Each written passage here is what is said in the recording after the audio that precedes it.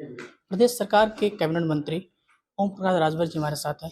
Sir, आज का क्या उद्देश्य था आने का? देखिए, माननीय मुख्यमंत्री योगी आदित्यनाथ जी के निर्देश पर सभी मंत्रियों को अलग अलग जिले में भेजा गया है। उसी कड़ी में ओम प्रकाश राजभर को बस्ती जिले में वृक्षारोपण जो अभियान है, एक पेड़ माँ के नाम, उस अभियान में बस्ती जिले का हमको प्रभारी बनाया गया है। उसी कड़ी में हम यहाँ आए हैं। मंत्री जी, अभी मानसून ऑफर की बात अखिलेश जी ने कही है, उसको लेकर क्या कहेंगे? मुबारक हो उनको। वो जान रहे हैं कि लगभग 3 साल तक सरकार बदलनी नहीं है, तो जान ही रहे हैं, तो अपना मजे ले रहे हैं, बोल के क्या कर रहे हैं। कुछ मिलना तो है नहीं।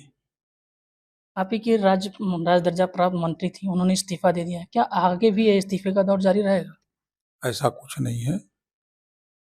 वो उन्होंने इस्तीफा दिया है तो उनका अपना कोई मामला होगा, इसकी वजह से इस्तीफा दिया है। उन्होंने कहा कि अधिकारी बात ही नहीं मानते हैं।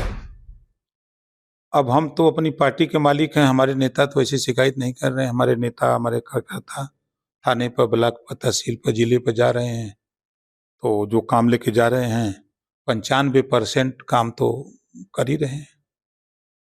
पार्टी के अंदर जो चल रहा है, क्या वो सब कुछ सही है आपके नज़रिए से? देखिए, वो भाजपा का विषय, हमारा विषय नहीं है। हम अपनी पार्टी के मालिक हैं, अपनी पार्टी एनडीए में हम शामिल हैं। हम अपने पार्टी के वोट को, अपने पार्टी के नेताओं को, अपने पार्टी के संगठन को लेकर के हम एनडीए के साथ हैं। हमारे विषय में जितना सवाल पूछना है पूछिए, बता दें। डिप्टी सीएम द्वारा अभी एक बात कहा गया कि 17 में जो बहुमत था वो 27 में हम लेकर आएंगे। सही कहा है उन्होंने। कहीं ना कहीं अपने उनकी बातों का आप समर्थन कर रहे हैं? बिल्कुल समर्थन कर रहे हैं। वो जिस उद्देश्य से कह रहे हैं, हमेशा पिछड़ों ने, दलितों ने सरकार बनाई है, या कोई भी सरकार, तो उसी दम पर वो बोल रहे हैं। अभी योगी जी द्वारा कांवड़ यात्रा में जो नेम प्लेट की बात सामने आ रही है, आप ही के पार्टी जो सहयोगी दल आरएलडी हो कह लें या चिराग पासवान की बात कर लें, वो सब विरोध में है। आपका क्या है? अब उनका मत है। अब व्यवस्था करना सरकार का काम है। सरकार व्यवस्था कर रही है, सुचारू रूप से कांवड़ यात्रा चले, कहीं बाधा न हो, कहीं शरारत न हो, कहीं उपद्रव न हो, उसको रोकने के लिए सरकार की अपनी नीति है। अब सरकार अपना काम कर रही है। अगर लोगों को बुरा लग रहा है तो उनके बुरा लगने से तो सरकार रास्ता बदल नहीं देगी। ऐसा माना जा रहा है कि ये जो नियम लाया गया है, ये यूपीए सरकार में ही पहले इसको पारित कर दिया गया था। देखिए,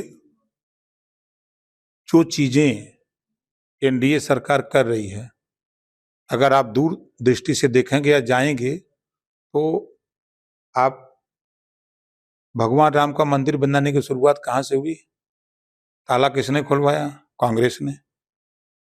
तब मंदिर बनाने का काम किसने किया? भारतीय जनता पार्टी, एनडीए सरकार ने। सामने है ना।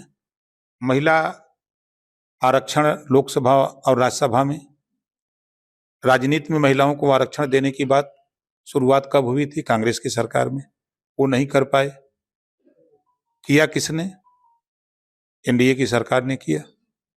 उनकी सरकारों में राशन बरसात के समय गोदामों में सड़ रहे थे, वो बांट नहीं पा रहे थे, और एनडीए की सरकार उस राशन को गरीबों को बांट रही है, तब भी ये विरोध करते हैं लोग।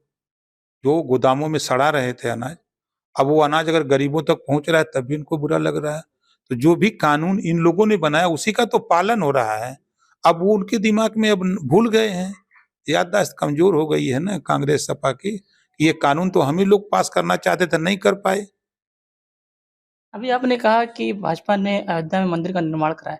पहले ही बारिश में अयोध्या की जो राम मंदिर है, उस मंदिर का छत टपकने लगा और कई जगह जल भराव जैसी स्थिति आने लगी। उस नजर से क्या करते? अरे भाई साहब, अभी पूर्ण रूप से मंदिर बना नहीं है। आप भी जाके देख लीजिए, मैं भी जाके देखा हूं। और जो टपकने की बात हो रही है, तो अभी पूर्ण रूप से मंदिर तैयार नहीं था। जिस उद्देश्य से, अभी आप वहां जाके देखेंगे तो मालूम होगा। और रही बात सड़क धंसने का, तो देखिए, एक तो जल निगम वाला खोदता है गड्ढा, पीडब्ल्यूडी वाले पाटते हैं, फिर टेलीफोन वाले खोदते हैं, और फिर अंडरग्राउंड बिजली वाले अब वो खोद रहे हैं। खोदने वाले ज्यादा हैं, पाटने वाले कम हैं। तो जब खोद रहे हैं तो ये बराबर बनाया जा रहा है, तो कहीं ना कहीं दिक्कत तो है। शुक्रिया।